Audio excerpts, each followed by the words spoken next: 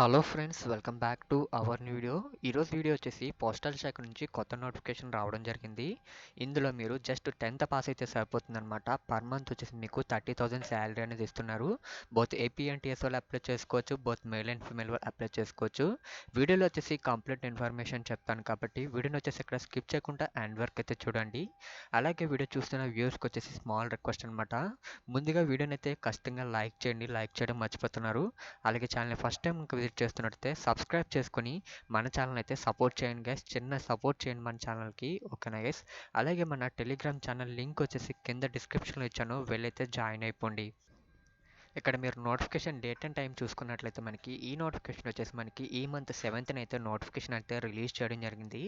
ఓవరాల్గా మనకి ఈ పోస్టులు వచ్చేసి మనకి దాదాపుగా మనకి 21,000 పోస్టులు అనేది దాదాపుగా తీశారనమాట. ఇందులో వచ్చేసి మనకి ఈ నోటిఫికేషన్లో వచ్చేసి ఏ పోస్టులు ఉన్నాయంటే మనకి బీపీ అండ్ ఏపీ బీపీఎం అనమాట, లేదా మీకు డాక్ సేవ్ అనమాట. 3 పోస్టులు అయితే మనకి తీయడం జరిగింది. ఫస్ట్ వచ్చేసి మనకి బ్రాంచ్ మేనేజర్ అనమాట, అండ్ సెకండ్ చూసుకున్నట్లయితే assistant branch manager, and third చూసుకున్నట్లయితే మనకి డాక్ సావర్స్ అనమాట. ఇన్ డిఫరెంట్ పోస్ట్ ఆఫీసెస్లో మీకు జాబ్స్ అనేది ప్రొవైడ్ చేయడం జరుగుతుంది, ఓకేనా గైస్. ఇంకా ముందుగా మనం చూసుకున్నట్లయితే మనకి అప్లికేషన్ స్టార్టింగ్ డేట్ వచ్చేసి మనకి ఈ మంత్ మనకి 10 అయితే స్టార్ట్ అయిందనమాట. అలాగే ఎండింగ్ డేట్ చూసుకున్నట్లయితే మనకి ఈ నెక్స్ట్ మంత్ మార్చ్ వరకు అయితే మనకి 3rd వరకు అయితే అప్లై చేసుకోవడానికి ఇచ్చారు. అలాగే మీరు ఏదైనా చేంజెస్ చేసుకోవాలంటే మీకు కరెక్షన్ విండో వచ్చేసి మనకి మార్చ్ 6 నుంచి మనకి మార్చ్ 8 వరకు మనకి కరెక్షన్ విండో అయితే ఇచ్చారనమాట మీకు అప్లై చేసుకోవడానికి. ఇవి వచ్చేసి మనకి ఇంపార్టెంట్ డేట్స్ అనమాట పోస్ట్ ఆఫీస్కి వచ్చేసి. ఇంకా ఈ జాబ్స్కి మనం శాలరీస్ చెక్ చేసుకున్నట్లయితే మనకి బ్రాంచ్ మేనేజర్కి వచ్చేసి మనకి స్టార్టింగ్ శాలరీ వచ్చేసి 12,000 శాలరీ ఇస్తున్నారు. అలాగే మ్యాక్సిమం శాలరీ చూసుకున్నట్లయితే 29,000 శాలరీ అయితే ఇస్తున్నారు. అలాగే అసిస్టెంట్ బ్రాంచ్ మేనేజర్కి వచ్చేసి మనకి స్టార్టింగ్ శాలరీ వచ్చేసి 10,000 శాలరీ ఇస్తున్నారు. అలాగే మ్యాక్సిమం శాలరీ వచ్చేసి 24,470 రూపీస్ అయితే శాలరీ ఇస్తున్నారు అనమాట. ఇవి వచ్చేసి మనకి పర్ మంత్ శాలరీస్ అనమాట. మీకు ఎక్స్పీరియన్స్ పెరిగే కొద్ది మీకు శాలరీ అనేది మీకు అలా ఇంక్రీజ్ అవుతూ ఉంటుందన్నమాట, ఓకేనా గైస్. ఇంకా ఏజ్ లిమిట్ చూసుకున్నట్లయితే మనకి మినిమం ఏజ్ క్వాలిఫికేషన్ వచ్చేసి 18 ఇయర్స్ ఏజ్ క్వాలిఫికేషన్ అనమాట. మ్యాక్సిమం ఏజ్ క్వాలిఫికేషన్ వచ్చేసి 40 ఇయర్స్ ఏజ్ క్వాలిఫికేషన్ అనమాట, ఓకేనా గైస్. ఇంకా ఏజ్ రిలాక్సేషన్ చూసుకున్నట్లయితే మనకి ఎస్సీ ఎస్టీ వాళ్ళకి 5 ఇయర్స్ ఏజ్ రిలాక్సేషన్, ఓబీసీ వాళ్ళకి 3 ఇయర్స్ ఏజ్ రిలాక్సేషన్, అలాగే ఈడబ్ల్యూ కేటగిరీ వాళ్ళకి ఎటువంటి ఏజ్ రిలాక్సేషన్ అయితే లేదనమాట. పీడబ్ల్యూ కేటగిరీ వాళ్ళకి వచ్చేసి 10 ఇయర్స్ ఏజ్ రిలాక్సేషన్ ఇచ్చారు. అలాగే మనకి పీడబ్ల్యూ కేటగిరీలో ఓబీసీ వాళ్ళకి 13 ఇయర్స్ ఏజ్ రిలాక్సేషన్ అనమాట. అలాగే పీడబ్ల్యూ కేటగిరీలో ఎస్సీ ఎస్టీ వాళ్ళకి 15 ఇయర్స్ ఏజ్ రిలాక్సేషన్ అనేది ఇచ్చారనమాట, ఓకేనా గైస్. ఇంకా ఈ జాబ్ మీరు ఎవరైతే అప్లై చేసుకోవాలనుకుంటున్నారో వాటి యొక్క లింక్స్ వచ్చేసి మన టెలిగ్రామ్ ఛానల్ లింక్లో ప్రొవైడ్ చేస్తాను. అలాగే మన యొక్క వెబ్సైట్లో కూడా మీకు అప్డేట్ చేస్తాను. లింక్స్ వచ్చేసి వెళ్ళి మీరు అక్కడి నుంచి అయితే అప్లై చేసుకోవచ్చు.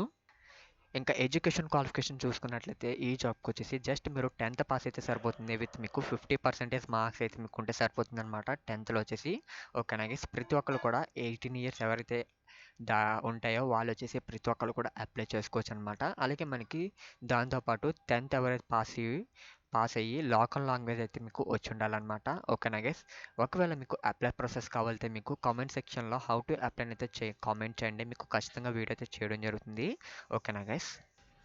ఇంకా అదర్ క్వాలిఫికేషన్స్ చూసుకున్నట్లయితే మనకి knowledge of computer, knowledge of cycling అనమాట. ఈ 2 క్వాలిఫికేషన్స్ ఉంటే సరిపోతుంది అనమాట. మీకు జాబ్ వచ్చే హై ఛాన్సెస్ ఉంటాయన్నమాట, ఓకేనా గైస్.